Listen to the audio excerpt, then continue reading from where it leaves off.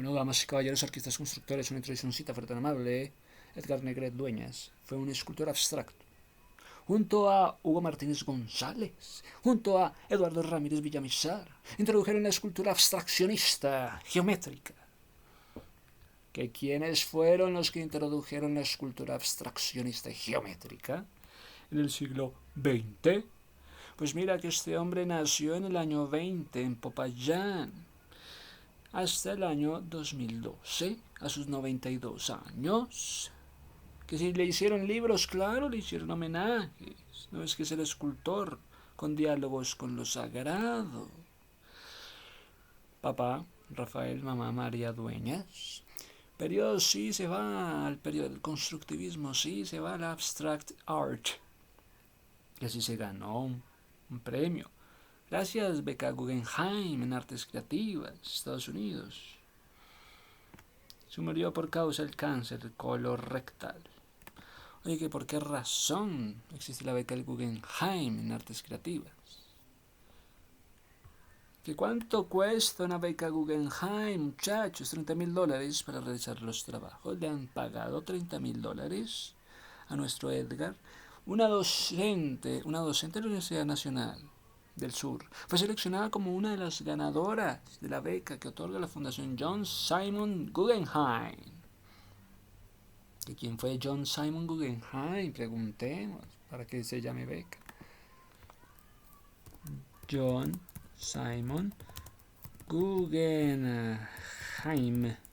Oye, Guggenheim, mira la cara. John Simon Guggenheim fue un hombre de negocios, filántropo y senador republicano estadounidense de ascendencia askenazi.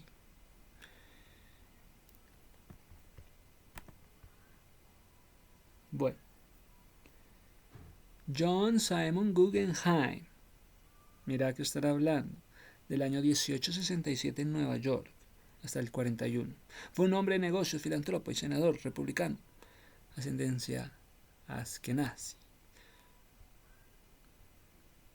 Bueno, tuvo unos cargos de senador de Estados Unidos por Colorado, senador de Estados Unidos.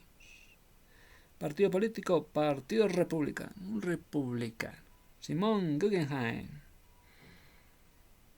pues que fue el director del Congreso en Estados Unidos. John Simon Guggenheim Memorial Foundation, que concede la beca Guggenheim. Entonces, John Simon y su mujer crearon en memoria de su hijo la Fundación John Simon. Es una organización que le otorga las becas Guggenheim a los profesionales que han demostrado una habilidad excepcional, que han publicado un importante volúmenes de trabajo en las áreas de las ciencias naturales, 1. Ciencias sociales, 2. Humanidades, 3. Artes creativas, 4. A excepción de las artes escénicas. La organización Guggenheim fue fundada en el 1925 por Olga y Simon Guggenheim a la memoria de su hijo, quien murió. Se le murió el hijo John Simon.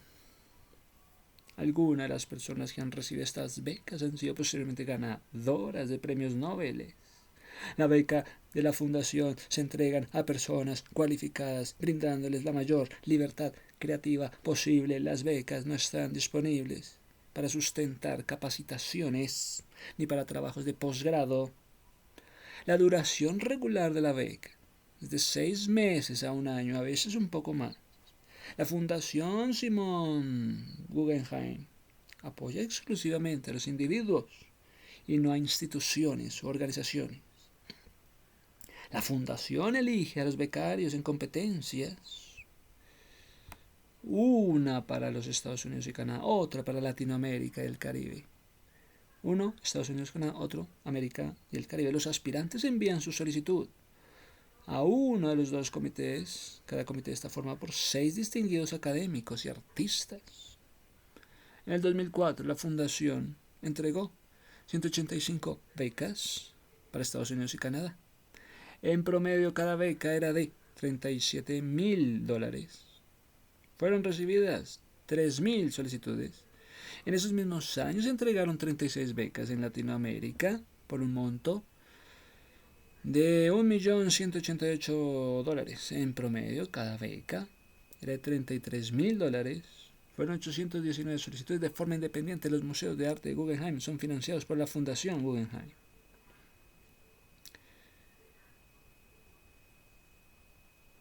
Entonces, ¿qué pasaba con nuestro ayudante y ayudador Edgar Negret? ¿Qué vamos a hacer con su premio? Bueno, veamos. Edgar Negret. Tenemos, ¿cuál es la obra más importante de Negret? Es uno de los escultores más influyentes, reconocidos por su arte abstracto. ¿En qué material estás hablando? En aluminio policromado estamos hablando.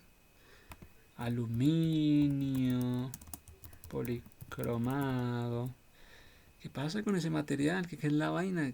¿Por qué el aluminio y por qué policromado? Es una técnica artística y de acabado industrial que implica aplicar múltiples colores o pinturas sobre una superficie de aluminio comúnmente utilizada en escultura contemporánea y restauración de piezas. Es que están hablando también de que esa técnica la aplican para restaurar piezas. Esta técnica permite personalizar estructuras. 1. Mejorar la estética. 2. Aumentar la resistencia a la oxidación del metal. ¿Sí? Bueno. Utilizados por artistas para crear obras tridimensionales con acabados coloridos, texturizados, como el aluminio repujado, para crear acabados coloridos, texturizados, como el aluminio repujado y pintado y ensamblado, por ejemplo, el artista Iván Rojas. Acabado. Me estás hablando de acabados automotrices. Implica limpiar, aplicar base y pintura en aerosol para reparar rines y piezas. Entonces, ¿qué están hablando? Que el aluminio repujado también sirve para la industria de la automotriz. Pintura para reparar, personalizar rines. Técnica de coloración: se puede utilizar toners en pintura acrílica para cambiar los tonos del aluminio a colores como morado o rojizo, manteniendo su característica brillante. Procesos de aplicación generalmente incluyen primero limpieza, luego lijado, luego aplicación de imprimantes para asegurar la adherencia de la pintura de color y después el sellado con barniz. Para el sellado con barniz para mayor durabilidad. El aluminio policromado combina 1. Ligereza. 2. Durabilidad con una estética versátil, colorida, ideal para fines decorativos, así como funcionales. El aluminio policromado se refiere al aluminio que ha sido tratado, decorado con múltiples colores, mediante diversas técnicas industriales, artísticas, a diferencia del aluminio natural o el aluminio anodizado en un solo tono. Este material busca efectos estéticos como específicos, combinando la ligereza del metal. Estás tratando de combinar la ligereza del metal con una paleta visual. Arte, escultura. Artistas como Jesús Tibaduiza utiliza el aluminio como un material maleable que luego reviste de color policromía para crear obras con sombras. Movimientos y entramados galácticos. También existen técnicas de collage que utilizan el acerrín del aluminio policromado para confeccionar tableros artísticos. Se utiliza en forma de paneles aluminio compuesto. En arquitectura están hablando de paneles de aluminio que están compuestos, o el alpolic, que consisten en láminas de aluminio con el núcleo plástico disponible en una amplia gama de colores como rojo, azul, plata, fachadas, letreros. Paneles de aluminio compuesto, alpolic, o también señalizaciones.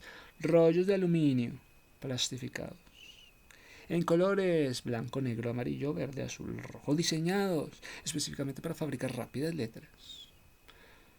Existe una industria automotriz de personalización. Existen productos como el aluminio terciopelo o pinturas acrílicas del aluminio que permiten crear efectos semicromados, metalizados, perlados, en donde en los rines, las piezas de moto, barnizado, aplicación de capas de pintura acrílica de esmalte sobre la superficie del metal. Algunos acabados requieren una base negra previa para resaltar los efectos metálicos, metalizados. Anodizado, proceso electrolítico que crea una capa de óxido protectora que puede absorber tintes. Esa capa de óxido absorbe los tintes, permitiendo tonos como el champaña, color champaña. Hágame el efecto color champaña, fuera tan amable, dame la capa de óxido para que absorba las tintas. Las láminas, uso de hojas de papel de aluminio de imitación multicolor para trabajos de decoración. ¿Estás buscando este material para proyectos de diseño arquitectónico o para piezas artísticas específicas? Artísticas. Bueno, entonces tenemos a Edgar. Gracias, Edgar, por tu herencia. Es uno de los escultores más influyentes de Colombia, reconocido por su arte abstracto en aluminio policromado, entre sus obras más destacadas. Entonces ya vemos la importancia del aluminio. El maíz, del año 96, símbolo de la unión entre cultura andina y modernidad industrial. Maíz, cultura andina y modernidad industrial. Claro, me encanta. El aparato mágico, pieza clave que definió su estilo basado en formas geométricas y componentes industriales. El maíz es una de sus obras más icónicas, emblemáticas. Representa la resistencia, la identidad cultural frecuentemente situada en espacios públicos. El aparato mágico es una de las series inspiradas en la funcionalidad y mecánica, marcando el inicio de la consolidación artístico. Métele tuercas, métele tornillos. La Metamorfosis es una de sus esculturas públicas, ubicada en el Parque Olímpico de Seúl. Mira que una de sus esculturas está en Seúl, si te parece que sea el mejor artista colombiano que pueda poner esculturas en Seúl. Horizonte, paisaje agustiniano, considerada una de sus obras más grandes, situada en Valencia, España. 12 metros de altura, el laberinto, destacado, escultura de aluminio pintado en rojo. Su legado se centra en la transformación del metal. Transfórmame este metal en formas poéticas, uniendo la ingeniería con la tradición precolombina. ¿En serio entonces hace eso? Mézclale tradición precolombina, únele ingeniería.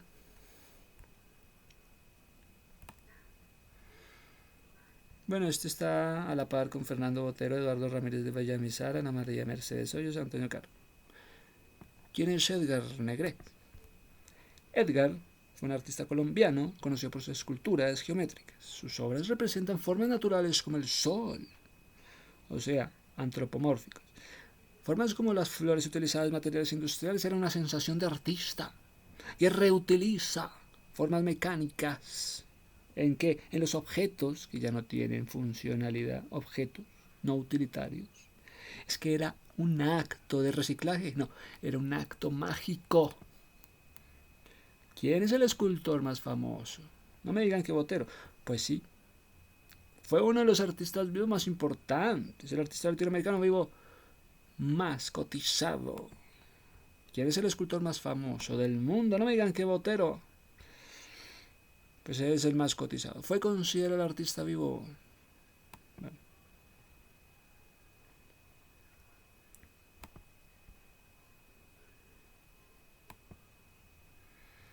Bueno, tiene su apellido, método Negret. Él fue Negret. Esta estrategia consiste en la lectura y escritura de letras de al azar, donde el aprendiz se familiariza con las letras, rellenándolas de materiales Bueno, la obra más representativa, no. Veamos qué nos cuenta Wikipedia. Pues sus padres, Hugo Martínez, no, pues que junto con Hugo Martínez, González y Eduardo Ramírez Villamizar, ¿quiénes fueron los que introdujeron la escultura abstraccionista geométrica en Colombia a mediados del siglo XX? Unos por aquí dicen que Hugo Martínez, tal Hugo Martínez, que nadie lo conocía. Escultor colombiano, se le considera el primer escultor geométrico abstracto en Colombia, uno de los impulsores del abstraccionismo en Colombia, a lo de los maestros Edgar y Eduardo. Un tal Eduardo Ramírez Villamizar, un pintor y escultor colombiano, fue pionero del arte abstracto y minimalista en su país, y en su obra tuvo un impacto continental. Ocupó el primer lugar en el Salón Nacional de Artes. Estás hablando del 59, del 62, del 66, artistas que brillaron en el 66.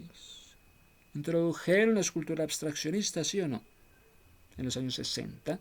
Su obra se caracterizaba por un amplio uso del hierro, sí, aluminio, sí, como materiales estructurales, material formal, uniendo sus láminas y partes mediante tuercas, tornillos. Sus esculturas se caracterizan asimismo por el uso de elementos geométricos y por el rigor compositivo. Existen varias esculturas en el espacio público, ¿sí? Bogotá, Medellín, Popayán, Valencia. Edgar Negret fundó su galería en Bogotá en el año 2000, la cual funciona para conmemorar su vida, tiene su propia galería y promover su obra. Sigue promoviendo su obra después de muerto. ¿Qué artista puede promover su obra después de muerto? Botero, Negret. Bueno, ¿estudió dónde? En las Bellas Artes en Cali, en los años 38, en los años 43. Al año siguiente conoció su ciudad natal, el escultor vasco Jorge Oteiza, y él lo puso al tanto de la escultura moderna. Gracias, Jorge Oteiza, por formarnos a nuestro Edgar. Así, después de su figura erguida y reclinada, primero era una figura erguida y reclinada, realizadas en la escuela, dentro de una concepción convencional. Oye, estabas muy convencional, muchachos. Faltaba que viniera el vasco Jorge Oteiza. Negret trabajó en los años 48 una serie de yesos innegables calidad. Anticipan su enorme inventiva, son cabezas, algunos temas religiosos, algunos temas mitológicos, y la muchacha en la ventana. Aunque en las cabezas se reconoce los personajes, estas esculturas son básicamente abstractas por ser ante todo formas esenciales, no que encontraron elementos y los reciclaron y ya, sino que son formas esenciales, alejadas de los pormenores. A finales del 48, Negret, efectuó su primer viaje a Nueva York, y allí además de algunas cerámicas biomórficas, y allí a más de algunas cerámicas biomórficas, realizó sus primeras construcciones en Nueva York con cerámica biomórfica. Entre ellas se destacó el nido, el rostro de Cristo, en el año 50. En una y en otra lámina de metal, el alambre alude a los temas sin ninguna proclividad. Naturalista, pero admiraba mucho a Eliezer López. Gracias a Eliezer por formar a nuestro querido Edgar. En el 49, Negret había realizado otra escultura en metal, el vaso con una flor, un dibujo hecho en varillas de hierro que no solo representa el tema, sino también delimita el espacio real. Representa un tema, delimitar el espacio real luego de una breve temporada en Colombia. Negret le gustaba viajar. Vivió en París, en Barcelona, en Madrid, en Mallorca, en Saint-Germain. En el año 50 y 55 inicialmente siguió trabajando yesos. En estas esculturas la abstracción predomina. yesos, sobre cualquier alusión figurativa. Yesos, alusión figurativa. ¿Quería acercarse a la ilusión figurativa al artista o no? Sí, a través de los años. Dijo, voy a acercarme por medio de la abstracción, me quiero acercar a hacer alusión a lo figurativo, gracias a los yesos en el año 55, tal como lo corroboran los propios títulos de las obras. Homenaje a Gaudí. De verdad Negret le quería hacer un homenaje a Gaudí. Usaría entonces los yesos, queriendo hacer alusión a lo figurativo de Gaudí. Columna conmemorativa. Columna conmemorativa de una masacre. Luego de ver en París la retrospectiva póstuma de Julio González. Gracias, Julio, porque hiciste que nuestro querido Edgar viajara a París a ver tu póstuma. Negret pasó, el negrito Negret pasó a utilizar el hierro, que tuvo que ver algo en París, una retrospectiva de Julio González, para empezar a usar el hierro.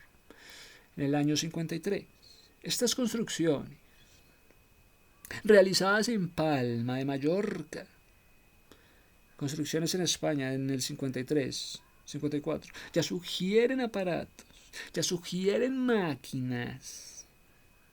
A finales del 55 y hasta el 63, Negret se instaló en Nueva York. Durante estos años ejecutó la serie denominada Aparatos Mágicos, en la que por primera vez emplea el aluminio en el 63. Se pasó del hierro, luego al aluminio, y luego de intentar unir las diferentes piezas con dobleces. Mira cómo se dobla el hierro. Luego de intentar unir diferentes piezas con dobleces, se decidió por la utilización de tuercas y tornillos. Mira qué atrevido. En el año 63, después de pasar a usar el hierro, empezó a emplear el aluminio, y con el aluminio empezaron las tuercas y los tornillos a bailar. La serie se caracterizaba por el empleo de elementos geométricos. Mira cómo se empiezan a retorcer el aluminio, elementos geométricos retorcidos, y por el rigor compositivo, también por el color. La construcción está pintada negro, blanco, rojo y azul. En el año 62 expuso sus eclipses en Spoleto, junto a los escultores venezolanos Jesús Rafael Soto y Alejandro Otero. Tenemos dinamismo en la plazuela de la Procuraduría de Bogotá.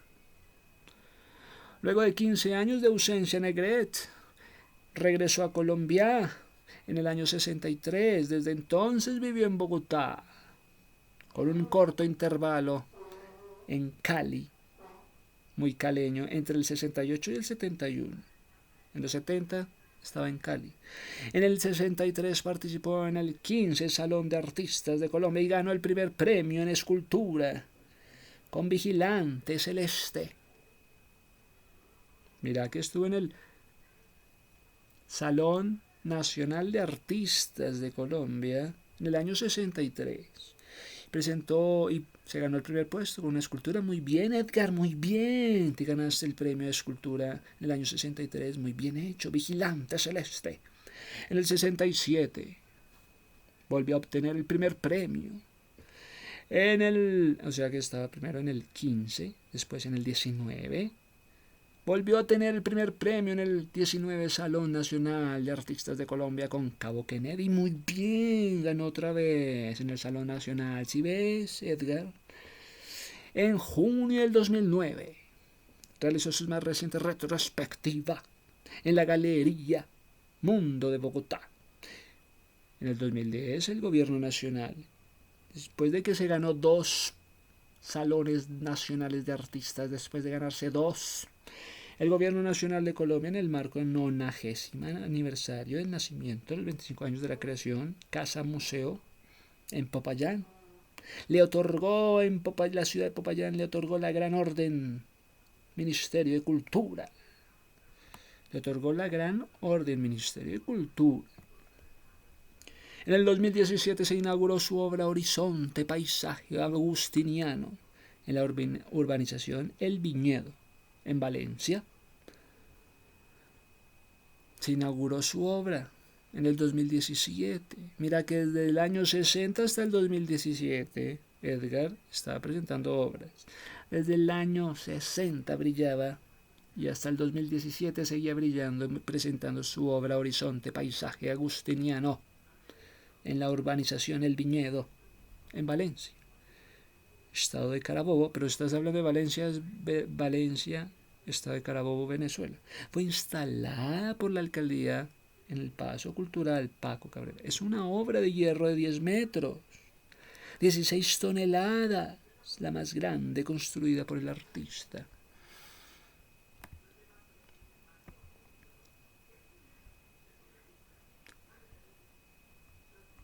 Bueno, tenemos al mejor artista colombiano jamás antes visto. No digan eso con los demás artistas, solamente con él, porque nos introduce la escultura ubicada, esculturas cascada en el Parque El Virrey. Nos introduce esculturas que sí, hombre, escultor colombiano, abstracto. Entonces, ¿qué? ¿Por qué abstracto? Oiga, Edgar, ¿usted por qué quería hablar del arte abstracto? ¿Qué es la vaina? ¿Para qué no iba a ser lo mismo? Tenía que ser algo distinto con la escultura abstracta.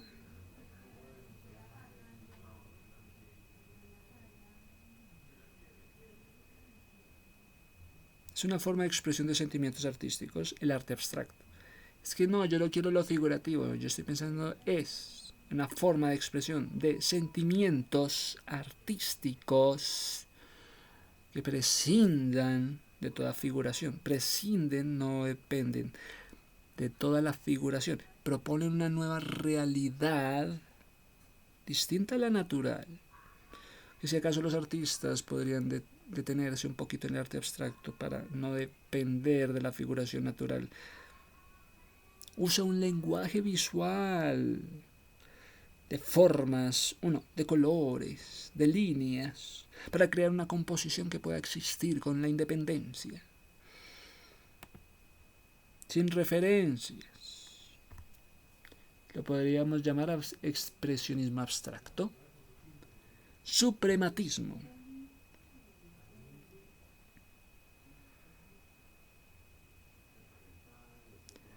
Abarca movimientos como el expresionismo abstracto.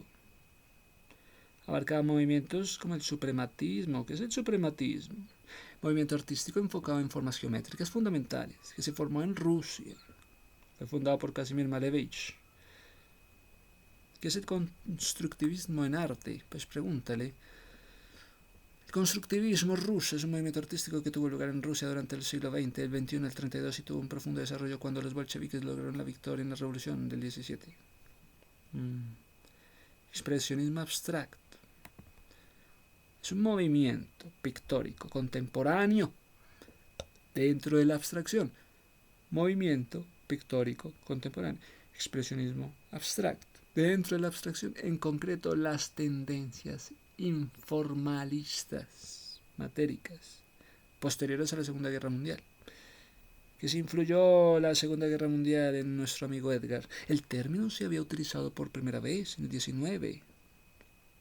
Expresionismo. En los Estados Unidos, en el año 29, Wassily Kandinsky. Los críticos captaron el estilo. Greenberg, que escribió Harold Rosenberg. Expresionismo. Dentro de este movimiento se encuentra el action painting.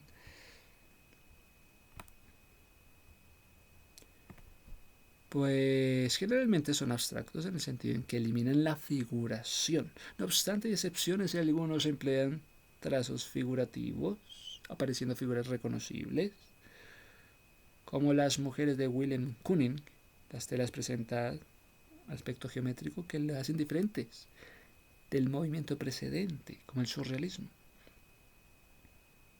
Una de las características principales de los expresionistas abstractos es la concepción de la superficie de la pintura, como una cobertura de la superficie de la pintura, para significar un campo abierto, sin límites en la superficie del cuadro, el espacio pictórico. Se trata de confrontalidad, no hay jerarquía entre las distintas partes de la tela.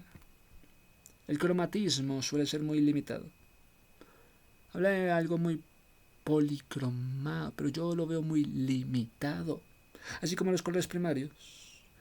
Los pintores expresionistas que redujeron la obra prácticamente a un solo color estaban ya anticipando un arte minimal.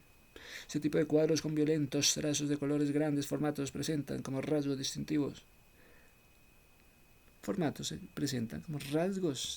La angustia, el conflicto, lo que actualmente se considera como un reflejo de la sociedad en la que surgieron estas obras.